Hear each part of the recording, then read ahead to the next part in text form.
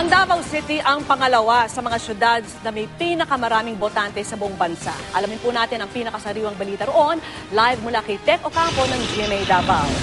Tech! Yes, Vicky, pinalayan ng Front Committee 2 ng New People's Army Southern Mindanao Command ang bihag nitong pulis at sundalo 2 araw bago ang eleksyon.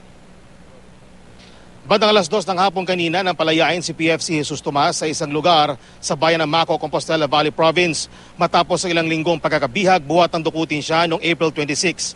Sinundo si Tomas ng grupong Sowing the Seeds for Mindanao, ilang religious groups at ng vice-alcalde ng Davao City sakay ng isang chopper. Mag-alas 3 ng hapon naman, dumating ang chopper sa Camp Panakan ng Eastern Mindanao Command sa Davao City.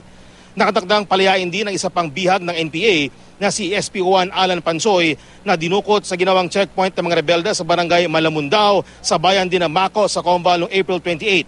Security escort siya ni Governor Arturo Uy para sa kampanya. Sa final briefing naman ng COMELEC Regional Office sa mga pulis at sundalo sa Davao Region, ay pinaalala nito na huwag kalimutan ang mga rules and regulations sa pagtatalaga ng mga uniformed police officers malapit sa mga polling precinct.